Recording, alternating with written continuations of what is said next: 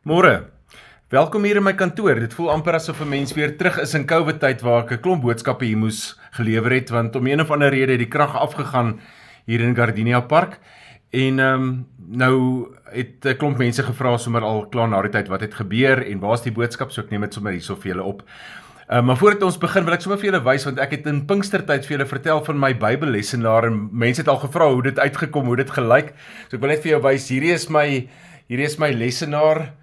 Gewoonlik, die van julle wat nou nog hier by my kom koffie drink het of kom kuier het nie, en toe het ek nou hierdie lesenaartjie, daar sien jy my argeologiese Bybel, my 2020, my verklarende Bybel, my CBS Bybel en my plantjie by Spekboom uit PE uit en so aan.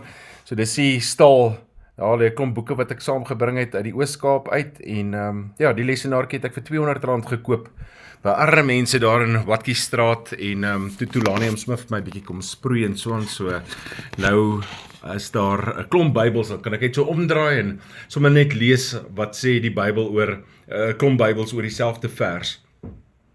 Julle, ons het vanoggend die voorreg gehad om vir Susan te hê wat 'n tolk is en wat selfs ander oplei om gebaretaal te praat en so aan, en terwyl ek en sy nou na die tyd so 'n bietjie gesels, ons het nou 'n klompie woorde geleer, dalk as die ander video bly, sal julle dit nog daar sien, soos amen, wat 'n mens so aandui.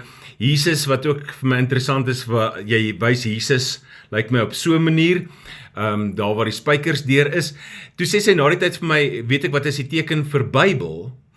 En sy sê dit is Jesus se boek.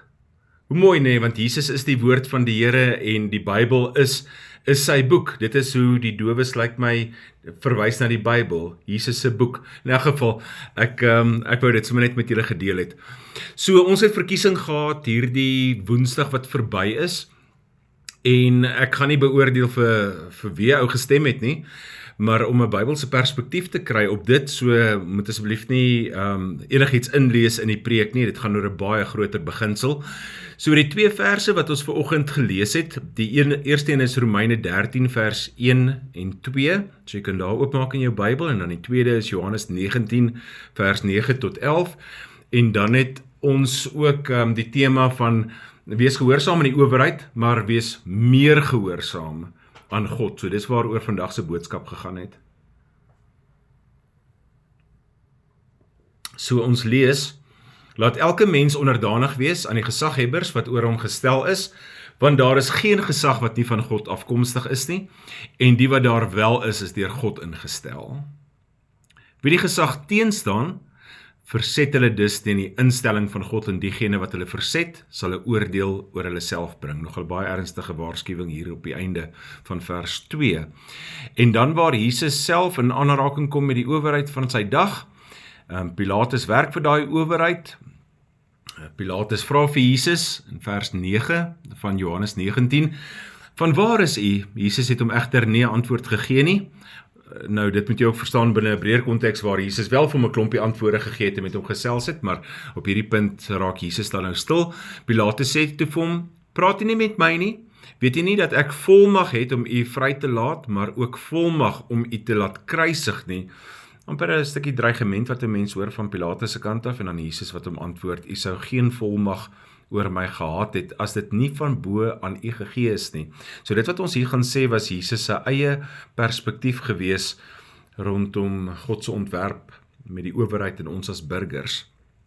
Ek het vanoggend die storie vertel van die Oranje Revolusie waarvan ek gelees het in Philip Yancey se boek. Sy hele boek gaan oor waar God vermoed hy spore optel of sulke krummels optel van die Here se werkinge, want die Here werk ons baie keer half agter die gordyn. Ou kan nie lekker weet, is dit hy of is dit nie hy nie.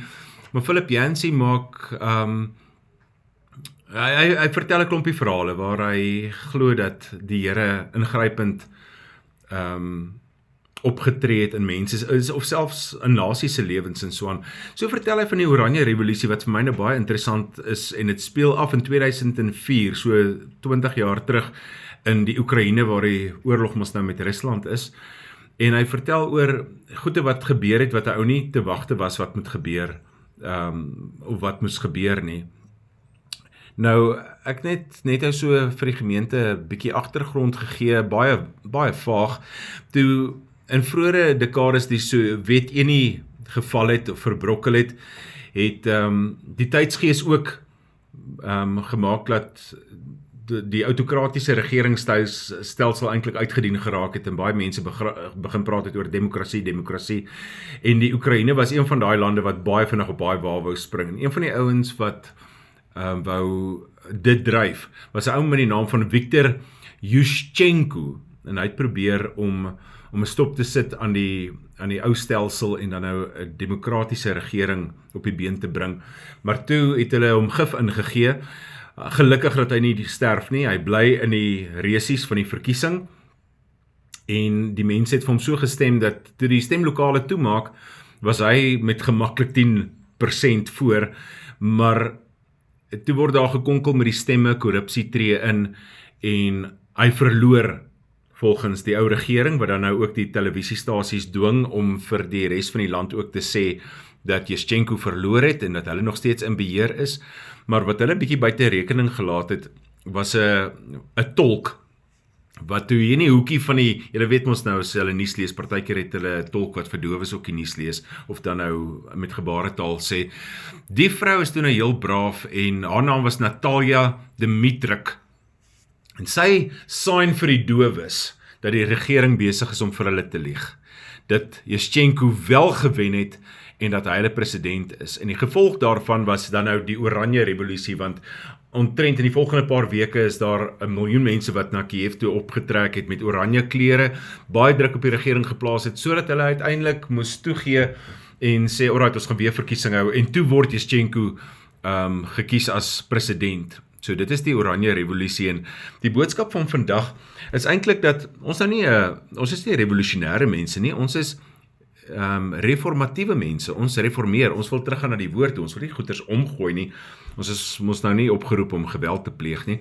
So die boodskap is nie dat ons 'n tweede Oranje Revolusie pleeg nie, maar eintlik wil ek in die lig van ons konteks in die gemeente praat van 'n ligrevolusie, om vir ander mense dan nou te tolk wat die waarheid is, want die wêreld vertel vir ons goeders, en die bose vertel vir ons leuns. En ongelukkig glo ons dit baie keer. 2 eenvoudige voorbeelde. Een voorbeeld is dat daar word vir ons gesê met die bemarking van allerlei produkte, dit wat jy ry is, wat bepaal wie jy is, en wat sê jy is eintlik lelik as jy nie so lyfie het, of as jy nie hierdie skoonheidsprodukte en so aan gebruik nie. Terwyl die woord eintlik, die Heilige Gees kom tolk vir ons deur die woord en sê eintlik maar vir ons, maar dis nie waar dat jy lelik is nie. Jy is geskape deur die Here en hy maak nie lelike gemors nie. Jy is na sy beeld geskape. Of die wêreld wil vir 'n ou sê, ons kry byvoorbeeld baie sulke psalms waar hulle gespot het met die digters en gesê, die Here het jou vergeet man, hy is nie lief vir jou nie, hy gee nie om vir jou nie, en dan kom tolk die Heilige Gees die woord vir ons om vir ons by die waarheid uit te bring, wat vir ons sê, maar ja, God is so lief vir ons, hy het sy seun vir ons gestuur wat aan 'n kruis kom sterf het. So die gedagte is dat ons eerder die woord sal glo as die wêreld en die bose, en dat ons dan nou weer sal gaan tolk vir die wêreld om vir hulle by die waarheid uit te bring, dat hulle nie moet verloor of hopeloos word nie. Nou, Paulus is ook so tolk, amper soos hy Natalia Dmitryk. Sy het vir die dowes gesyn, en Paulus skryf 'n brief, dis asof hy syn vir die gelowiges in Rome, dat hulle nie die leuns van die dag glo nie, maar hy kom syn ook sommer vir ons, want partykeer speel ons koppe met ons en glo ons goeders wat nie heeltemal waar is nie. So, ons staan nou na die einde se kant toe, dink ek, dat ons weet wat is die uitslaa van die verkiesing, en daar's mos nou baie ouens wat vertoorig ensovoorts. Maar ons kan nou wel sê, die regering van die dag, vandag, soos wat ons hierso sit, is deur die mense gekies, maar Paulus, hy kom tolk en hy sê, nee, wag ouens, eintlik bepaal God die uitkoms, want God stel regerings aan, en hy raak ook ontslaaf van regerings. Dit is in sy mag. Regerings stel hulle self nie daar nie. En kyk 'n mens in die Ou Testament, dan sien 'n mens 'n klomp voorbeelde daarvan. Dink aan die Farao en die Egiptenare, die hele verlossingsgeskiedenis, heilsgeskiedenis onder Moses, wat vir ons gewys het dat God die Egiptenare gebruik het. Jy kry die voorbeeld van die Babyloniërs tydens die Babyloniese ballingskap, Nebukadneser wat moet gras eet soos 'n bees, omdat hy gesê het, dis sy mag oor die volk Israel, toe die Here net vir hom gewys, maar jy's eintlik maar 'n puppet on 'n string, ek is in beheer van die geskiedenis en so aan. Of jy dink aan die Assiriërs, so die Here gebruik regerings en hy gebruik volke in die geskiedenis om uiteindelik sy koninkryk te laat kom. Dis die kort en die lank daarvan. So dit gee vir ons 'n baie mooi Bybelse perspektief. Dis wat aan ons getolk word, dat ons nie moet dink mense is in beheer nie, maar God is in beheer. En hy gebruik ook mense. Nou wil 'n mens baie maklik sê, maar wat van die slegte regerings? Kan jy dan nou sê, God stel slegte regerings ook aan? Nou, dit is ons oortuiging dat God alle regerings aanstel. Vat nou maar Johannes 19 wat ons gelees het. Selfs Jesus se houding teenoor hulle is dat hy vir Pilatus sê, maar jy sou geen mag oor my gehad het as God dit nie aan jou gegee het nie. So, dis 'n volwasse antwoord op 'n taai vraag, dat ons sê alle regerings word deur God aangestel. Al gebruik die bose ook regerings om verskriklike goeders te doen. So het die Here die regering met Hitler en die Nazis aangestel? Verseker. Is dit sy skuld dat 6 miljoen Jode en 'n klomp ander mense hulle lewens verloor het? Nee. Dit is nie God se skuld nie. En gebruik God ook gelukkig selfs die slegte goeders wat regerings aanvang tot voordeel van sy kerk en om sy doel te bereik in hierdie wêreld en in die geskiedenis. Ons kan ook in die Bybel hoor dat hy regerings tot verantwoording roep en dat hy eendag vir hulle gaan vra, was julle goeie rentmeesters gewees van die mag wat ek aan julle geleen het? Want God gee nie sy mag weg nie, hy leen dit net. So 'n mens moet mooi daarmee werk. Dis 'n geskenk van die Here wat 'n sekere doel het, en ons sal aan die einde ook net so vinnig in die wens of in die gebede ook net gou dit noem. Maar die Here gaan vir hulle vra, het julle hierdie mag ten goeie gebruik of ten kwade? Het julle my wil uitgevoer of julle eie wil? Het julle julleself verryk of het julle die land se mense daardeur gedien? Het julle my koninkryk bevorder? Allerlei sulke vrae, sê die Bybel, sal God eendag ook vir hulle vra. So God wys mense in gesagsposisies aan.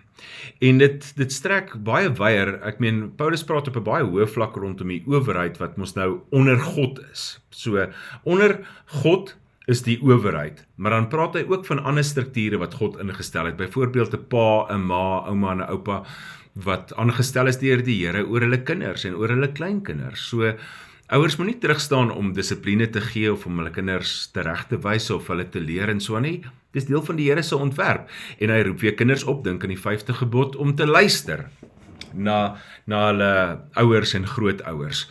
'n Mens dink aan 'n dokter met die verantwoordelikheid om te sorg vir sy pasiënte, 'n leraar wat aangestel is oor die Here se kudde, 'n plaaslike gemeente, skoolhoof oor sy personeel, 'n leerkrag oor die klas wat voor hom of voor haar sit, 'n werkgewer oor sy werknemers, of polisie of die weermag wat moet sorg vir die veiligheid van die burgers.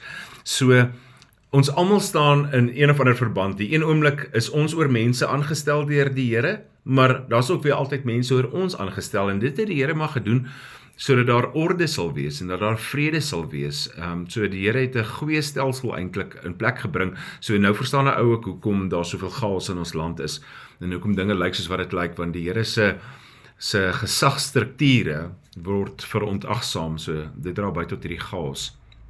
So die Here verwag van sy kinders, hy verwag van my en vir jou, om na sulke mense wat hy oor ons aanstel, om na hulle te luister, en dat ons samewerking sal gee. Nou, dit is 'n moeilike pil na baie jare in ons land, kom ons wees nou maar eerlik, maar dit is wat die Here se woord sê, en sy woord het gesag in ons lewens. Ek kan nie net sê, man, ja, ek gehoorsaam die Here in sekere goeders, maar in ander goeders nie. Ek gaan my nou nie steur in die regering nie, en ek doen my eie wil, en ek is heeltyd kwaad en bitter oor hulle. Die woord kom wys ook vir ons wat die Here van ons verwag ten opsigte van die regering, en hy verwag dat ons na hulle sal luister, dat ons aan hulle gehoorsaam sal wees, dat ons samewerking sal gee, want in die proses gehoorsaam luister, dien jy eintlik die Here? En is die gedagte eintlik as jy, dis hoekom daai kwaai waarskuwing ook aan die einde van vers 2 is in hoofstuk 13 van die Romeinebrief, want eintlik verset jy jou nie net teen die regering van die dag nie, maar jy verset jou teen die Here wat hulle aangestel het. So, as jy luister na jou ma of jou pa of jou leerkrag, dan luister jy eintlik na God. Dis deel van sy ontwerp, en dit is sy wil. En hy waarsku dat ons nie moet sonde doen, en onsself moet skuldig maak, deur ons te verset teen die gesag wat hy oor ons aangestel het nie. Hy wil nie ons moet dit doen, behalwe, hou vas jou gedagte. Ja, dit reën so lekker hier buite. Dat ons sal luister en gehoorsaam wees, behalwe as mense met gesag verwag, dat ons teen God se wil ingaan. Behalwe as die owerheid of wat ook al verwag dat ons iets sal doen wat teen die Here se woord is, dan moet ons meer en altyd eerder gehoorsaam wees aan die Here en aan sy woord. Die woord het meer gesag as die kerk, as die owerheid, die mens moet luister na die woord van die Here. En as gesaghebende mense dan teen 'n mens optree, dan moet 'n mens die Here vertrou. Soos wat Johannes ook maar gemaak het, later in sy lewe, hy's 'n ou man, en hy weier om stil te bly oor Jesus, die Romeinse ryk skop hom uit, hy bly daar op die eiland Patmos, maar daar's die Here ook by hom, en sorg hy vir hom, en hy's lief vir Johannes, so die Here vra getrouheid ook aan hom, bo getrouheid in die owerheid, alhoewel hy wil hê ons moet luister na die owerheid. Nou, ons het gestem en 'n regering gaan ons land vir die volgende paar jaar regeer. Kom ons bid dat hulle 'n goeie job sal doen. Kom ons bid dat hulle goed in plek sal kry wat veiligheid in ons samelewings verseker. Kom ons vra vir die Here dat hy sal help dat ons rustig kan voortgaan met ons werk. As jy ons belydenisskrifte ook nagaan, dan is 'n deel van die Here se doel met hierdie strukture, sodat 'n mens rustig kan voortgaan om te werk, jou kinders groot te maak, met jou kleinkinders te speel. Kom ons bid dat die Here die howe ook die waarheid sal laat dien, dat die howe in hulle regspraak ook die Here sal dien. Kom ons bid vir die herstel van ons ekonomie. Ons weet, die laaste 2 weke was dit baie nie nuus hoeveel beleggers en so aan uit die land uit is. Nou dit sit klaar druk op ons land, jaag die broodpryse op en so aan. So kom ons bid vir die herstel van ons ekonomie. Kom ons bid dat daar werk geskep sal word, dat mense insig en wysheid sal hê om hierdie planne te maak. Kom ons bid dat regverdigheid sal geskied, want daar is maar baie onreg ook in strukture en by mense se werke. Ons bid dat die regering ons so sal regeer dat daar vrede is, dat verhoudinge kan groei tussen verskillende mense met verskillende agtergronde en dinge, dat ons almal se lewensomstandighede beter sal wees. Ons bid vir vryheid, en dan wil ek ook spesifiek noem vryheid van spraak, en dan ook die uitdrukking van ons geloof wat al hoe meer onder druk kom. So ek vra, kom ons bid daarvoor, maar kom ons gee ook ons samewerking en ons werk hard daaraan om Suid-Afrika 'n beter plek te maak, alhoewel ons weet, geen land in ons wêreld het nie sy uitdagings of sal ooit perfek wees in hierdie bedeling nie. Daar gaan nie 'n Ethiopië kom nie. Die sonde, ons werk maar altyd in die sonde en die bose wat alles wil afbreek, maar kom ons werk sodat op baie terreine, of dit by jou huis is, of dit by jou werk is, of sommer in die gemeenskap is, kom ons werk daaraan dat, en ook die kerk, dat ons die beginsels van die koninkryk wat kom, reflekteer. So in die tussentyd kom ons onderwerp ons aan die owerheid, in soverre die owerheid in lyn met God se wil en woord is. Maar as hulle buite dit beweeg, ja, dan hoor jy ook wat die Here sê.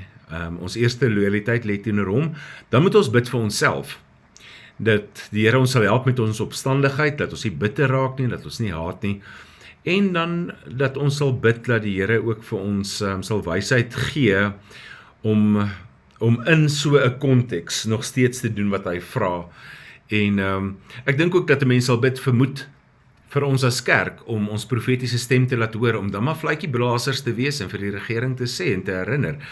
Dis God se wil, dis nie God se wil nie, en julle is besig om aan die verkeerde kant van die pad te loop.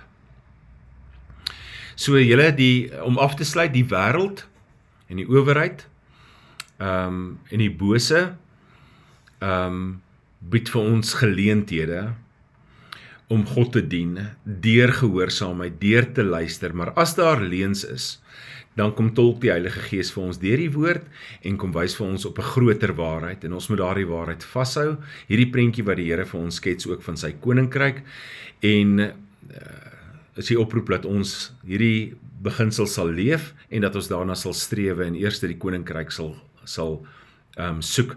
Hierdie prentjie moet ons as tolke ook vir die res van Suid-Afrika en vir die wêreld tolk, want mense raak moedeloos, mense raak sonder hoop. Nou ons kan nie ook nou nog hopeloos word of moedeloos word nie, so ons het nodig om hierdie prentjies van hoop eintlik te bly tolk dat God in beheer is en dat selfs hierdie owerheid onder God is en deur hom aangestel is en tot verantwoording geroep gaan word en dat hy 'n sekere verwagting van ons het, maar dan nou ook binne perke. So ons het die laaste klompie preke gefokus op die geloofsbelydenis, so ons het dit nie vandag in die erediens ook opgesê nie, maar daar is 'n ander belydenis waartoe wat ek vir die gemeente gevra het, glo jy dat God, dat hy die koning is van Suid-Afrika, dat hy die ware president is van Suid-Afrika en van die hele wêreld, dan kan 'n ou nie kop onderste bo wees nie. Ek weet, daar's 'n klomp goeters wat 'n ou negatief maak en daar word baie geskryf en op die sosiale media is mense baie sinies, maar ons as Christene, ons is ligdraers. Ons is mense ook met hierdie waarheid in ons koppe. Dit maak nie saak wie regeer nie. En dit is ietsie wat die Jode in die Bybelse tyd gemis het. Hulle het mos gehoop daar kom 'n Messias wat die Romeine in die see gaan invee. En Jesus het nie gekom om die Romeine te kom veg nie, maar om Satan en die bose en die wêreld te kom beveg. So laat ons nie verward raak, maar duidelik ons koers hou dat ons geveg is nie teen vlees en bloed nie, maar teen die bose magte in die lig. Laat ons nie negatief raak oor watter regering ook al die dag regeer nie. Ons weet hulle is maar net tydelik, die Here stel hulle aan, maar hy dank hulle ook af, soos wat dit sy wil is en soos wat sy doel is. So hierdie goeders maak dat ou vrede in jou hart het en dat jy nie te ontsteld raak oor die goede nie, alhoewel dit my ontstel dat soveel mense ly oor hoe party mense regeer terwyl hulle glad nie leiers is nie, maar dit gaan nie net help ek moan and groan die hele tyd nie.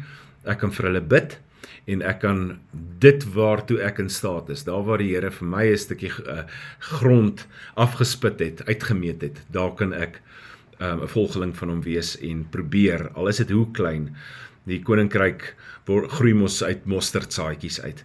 'n Klein bietjie suurdeeg wat 'n hele brood laat rys. So dank die Here vir hierdie woord van hom wat ook vir my kop laat hou as 'n burger van Suid-Afrika. So kom ons strewe daarna, ons bid en ons werk in hierdie wêreld om God se koninkryk te dien en ook vir ander te wys hoe sy koninkryk lyk en daarom dat ons hierdie beginsels aan vashou in ons eie besluite en keuses en dit ook vir ons kinders leer sodat sy woord weerspieël word ook in ons samelewings. So julle, dit was die kort en die lank van die boodskap van vandag. Mag dit vir jou tot seën wees. Daar's so baie mense nou siek, so kyk asseblief mooi na julleself. As jy my nodig het, WhatsApp my of bel my, ek bid buitendien vir julle. Dankie weer eens vir 'n lekker naweek met die Ligfamiliefees, dit was lekker, die Here het weer voorsien en ons so geseën, ons behoort oor 'n week dit ook bekend te maak in harde kopie vorm. Ons sal dit nou nie in die hele wêreld uitpassy nie, maar sal ons 'n bedrag deurgee glo ek. En ja, net weer eens baie dankie, lekker rus, geniet die reën en wees gesond. Seën vir jou.